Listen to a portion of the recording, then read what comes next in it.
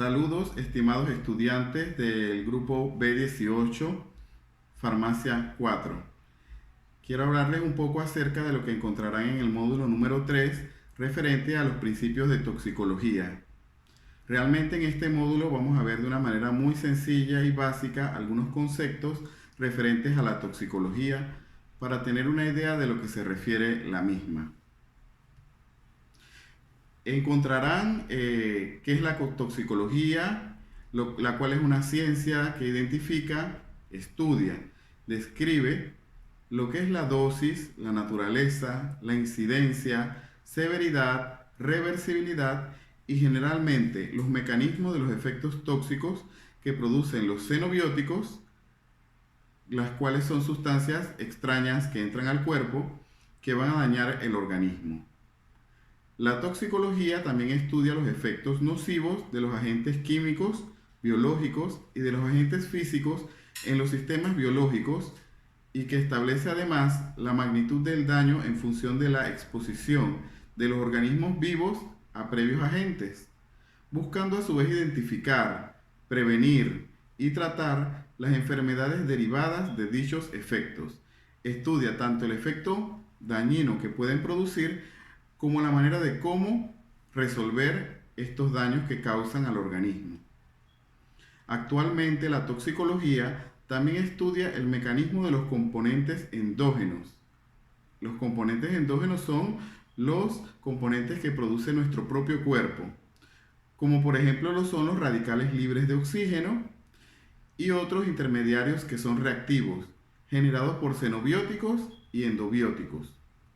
En el último siglo, la toxicología se ha expandido, asimilando conocimientos de varias ramas como la biología, la medicina, química, física y como las matemáticas, la cual está involucrada en todo, como lo hemos visto en las clases anteriores. Por otra parte, veremos algunos antecedentes históricos de la toxicología, porque la historia siempre es importante mencionarla para tenerla como marco de referencia. Dioscórides, médico griego al servicio del emperador Nerón, hizo la primera clasificación de plantas de acuerdo a su toxicidad y su efecto terapéutico. Ibn Washiya, médico persa, escribió el libro de los venenos cerca del siglo X. Pero fue el profesor Mateo Orfila el que escribió el primer tratado formal de toxicología en 1813 en París, Francia, llamado Toxicología General. En 1892, Juan Bautista Señorans crea la primera cátedra de toxicología en la Facultad de Medicina de la Universidad de Buenos Aires, siendo la primera de su tipo en el mundo.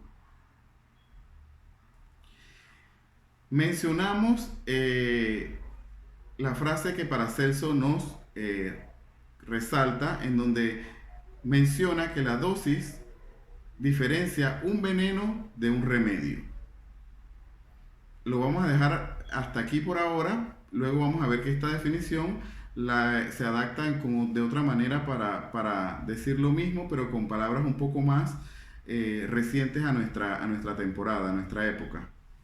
Van a encontrar un video en el cual van a poder reforzar algunos principios de la toxicología y ver algunas cosas claves y básicas que nos pueden servir de guía para el entendimiento de este módulo. Luego veremos, continuando con estos principios de la toxicología, que se considera tóxica aquella sustancia que es introducida o suministrada al ser humano en cierta cantidad, ocasionando graves trastornos o inclusive la muerte. Pero en este caso ya se le da el nombre de intoxicación. Y esto es lo que queremos acá. Relacionarnos con los conceptos y utilizar profesionalmente los términos adecuados, como mencionamos intoxicación. A diferencia de decir envenenamiento, utilizaremos nosotros la palabra intoxicación. Hay diferentes maneras de adquirir los tóxicos, ya que la mayoría de las sustancias son tóxicas. Lo que las diferencia es la dosis, así como lo habíamos escuchado con la frase de Paracelso. Lo diferencia tanto la dosis o también la manera en que la ingiera la persona. Esto nos trae a que no solamente la dosis de un producto puede ser contraria o antagónica para nosotros, para nuestro beneficio, sino que aparte de eso también está la manera en que es ingerida la sustancia. Por ejemplo, si una sustancia es preparada, un medicamento o una sustancia X es preparada para utilizarse por una vía de administración, si le cambiamos la ruta o la vía de administración, esto también puede producir y produce en muchos casos intoxicación para el ser humano. Es allí donde ocurren las intoxicaciones accidentales por contaminación, o sobredosis. Por lo general, el 25% ocurre en el hogar. Mientras tanto, el 35% se produce en niños menores de 6 años. En este módulo vemos que a nivel familiar se pueden producir un gran porcentaje de intoxicaciones, que hay que tener cuidado con los niños en casa, porque son personas que a veces en esa etapa de su vida no tienen la suficiente madurez para poder discernir entre lo que es bueno y no. Y es propio estar pendientes de su comportamiento para evitar que ocurran intoxicaciones. El 18% de intoxicaciones puede ocurrir por accidente, el 22% por la ingesta, de los cuales la mayoría de estos casos no sufren efectos clínicos graves, por suerte. Las causas más comunes a las que se está expuesto a una intoxicación o ingerir estos tóxicos es por productos de limpieza del hogar, cosméticos, productos de aseo personal, fármacos, insecticidas, hidrocarburos, entre otros. Peligro y riesgo. El peligro es la capacidad de un agente químico para ocasionar daño en una situación o circunstancia en particular. Aspectos fundamentales son las características y condiciones del uso y la exposición. Para valorar el peligro, se necesitan conocimientos de la toxicidad inherente de la sustancia, qué tan tóxica puede ser, y las cantidades a las que puede estar expuesta esa persona. El riesgo se define como la frecuencia esperada de que aparezca un efecto nocivo indeseable por la exposición a un agente químico o físico. Para estimar dicha variable, habrá que recurrir a datos de dosis respuesta y dosis efectiva. Vemos aquí que nuevamente las relaciones de cálculos matemáticos se utilizan para poder hacer los cálculos de algunas de estas variables de toxicología, que tienen también que ver con las variables que ya vimos en el módulo de principios de biofarmacia, en donde se utilizan cálculos matemáticos, algunas fórmulas para hacer las diferentes representaciones que pueden ocurrir en el cuerpo humano, y que nosotros no entraremos a ese detalle acá en este módulo, pero sí debemos mantenerlo, tenerlo presente, de que se nos puede presentar en cálculos o en fracciones o en mediciones, y saber que existe de esa manera a la hora de expresarlo. Vemos por otro lado las vías de exposición a las cuales nos enfrentamos con los tóxicos, que van a ser exactamente las mismas vías de exposición a las cuales se enfrenta la persona con los medicamentos o con todas las sustancias en general. Las vías de entrada de sustancias químicas en el organismo difieren en situaciones de exposición diversas. En el entorno industrial, la vía principal es la inhalatoria. Debemos tener claro esto, que se ha visto en el entorno industrial la vía inhalatoria como la mayor exposición a nivel industrial. La vía transdérmica es importante, pero tiene menor trascendencia que la ingestión de estas sustancias, por supuesto, ya que la ingestión sería una vía sistémica directa por la cual el producto va a ingresar a la circulación sistémica de una manera mucho más rápida. La vía respiratoria, como mencionamos, es la más común y la mayor. Los contaminantes llegan rápidamente al organismo a través de los pulmones.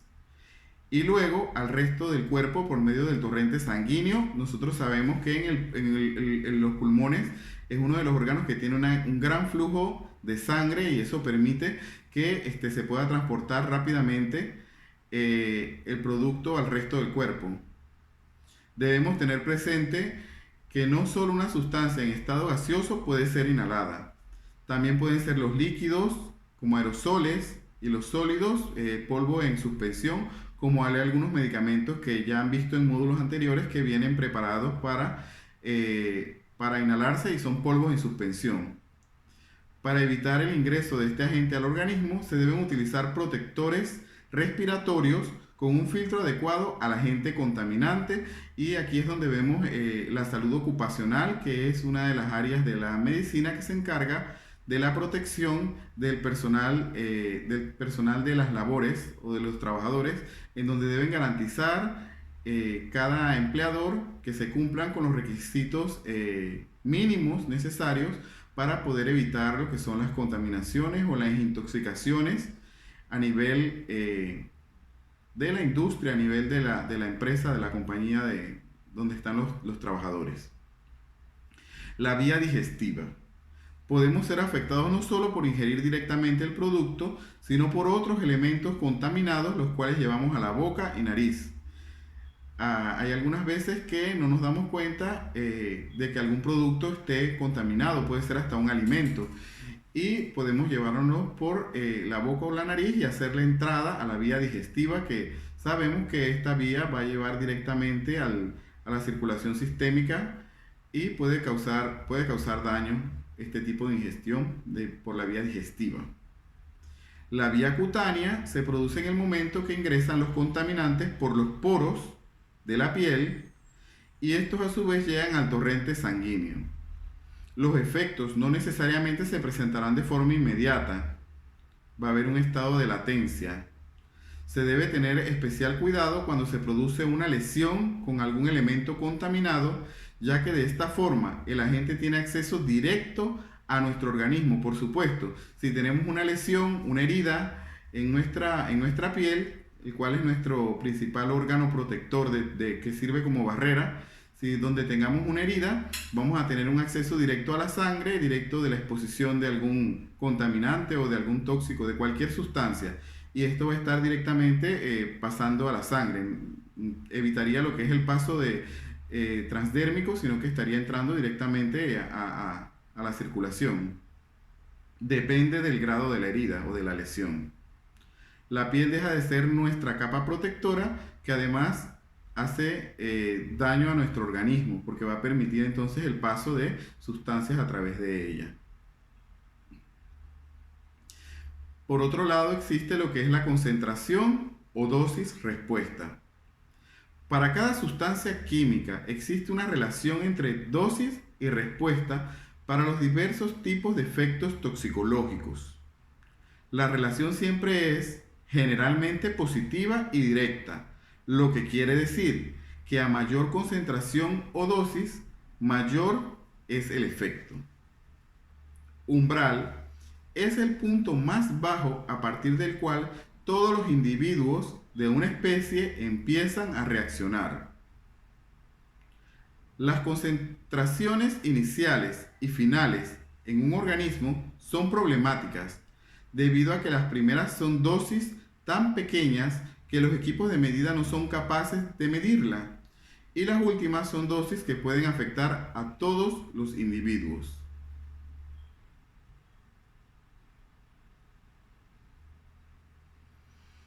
Dosis o concentraciones significativas. Aquí vamos a encontrar algunos acrónimos. Por ejemplo, ED, que significa dosis efectiva. Las dosis terapéuticas son consideradas como dosis efectivas cuando hablamos acerca de los medicamentos. ED, dosis efectiva, serían las dosis terapéuticas, las dosis que van a obtener o que van a brindar un efecto terapéutico en los pacientes. TD significa dosis tóxica, la cual sería una dosis que va a producir un efecto negativo, que va a producir toxicidad. LD, dosis letal, sería la dosis con un efecto concreto, la muerte. porque aquí estamos hablando ya de letalidad. NOEL o NOAEL, nivel sin efecto adverso observable. La concentración del tóxico es tan baja que no produce efectos adversos observables. LOE o LOAEL, nivel más bajo con efecto o umbral. Es un punto específico con la concentración más baja donde tenemos efectos adversos observables. A partir de este punto, los efectos no se deben a efectos aleatorios como la edad, peso, sexo, sino que se deben únicamente a la sustancia tóxica suministrada. Está también lo que es el efecto techo.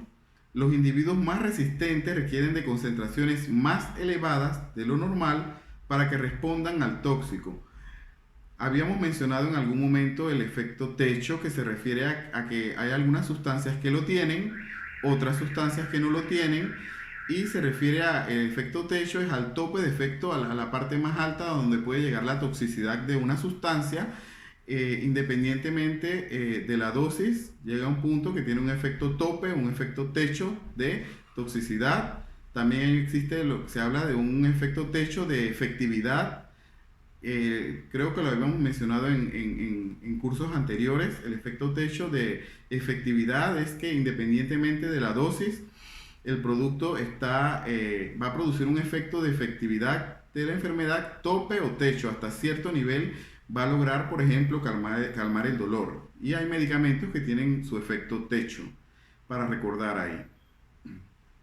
Existe también la potencia, que está relacionada con toxicidad.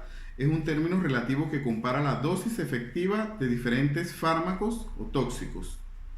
Una sustancia es más potente si requiere menos concentración para provocar un efecto tóxico. Y eso es como el ejemplo que nos dicen que los venenos vienen en envases pequeños. Bueno, esto prácticamente es lo que se refiere. Entre más poco se necesita para causar daño, es más tóxico el producto. Es como que algo que tiene el sentido ahí lógico. Existe el índice terapéutico, cociente entre dosis tóxica sobre la letal y dosis efectiva. Aquí vemos lo que mencionábamos acerca de los cálculos matemáticos de algunos parámetros. Como esto en la práctica es difícil de determinar, se calcula como el cociente entre la dosis tóxica para el 50% de la población y la dosis efectiva también para el 50% de la población.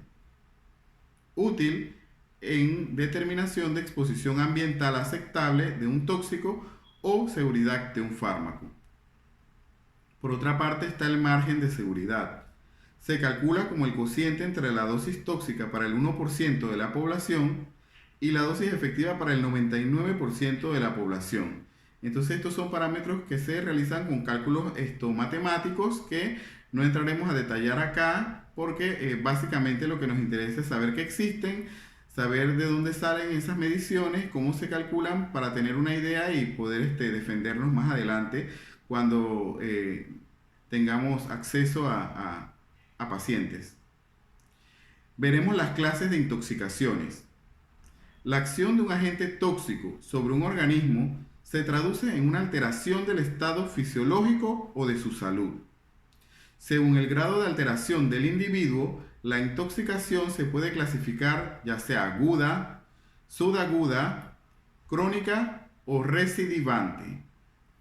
Veremos que la intoxicación aguda consiste en la aparición de un cuadro clínico patológico, a veces dramático, por la exposición de corta duración, mediante una o varias dosis y con una absorción muy rápida, menos de 24 horas. Aquí hay que estar pendiente en estas definiciones el periodo de tiempo necesario para que ocurra la intoxicación, porque esto es lo que va a definir la clasificación de intoxicación en cada una de sus formas, como vemos aquí, aguda, subaguda, crónica o recidivante. Vemos que la aguda es en 24 horas. En algunos casos, como lo que ocurre con el fósforo, los efectos podrían aparecer a la semana de su ingestión o exposición. La intoxicación subaguda o subcrónica significa un menor grado de aparatosidad de la intoxicación, produciendo algunos trastornos a nivel biológico, pero sin manifestarse de forma clara.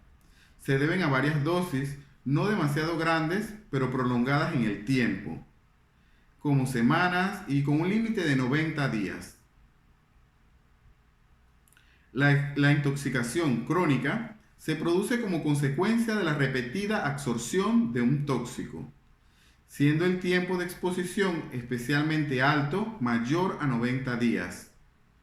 A veces esta intoxicación se produce por la absorción de cantidades pequeñas de un agente tóxico, pero ante las sucesivas exposiciones se produce acumulación en algún órgano o tejido, o a veces lo que se acumulan son los efectos.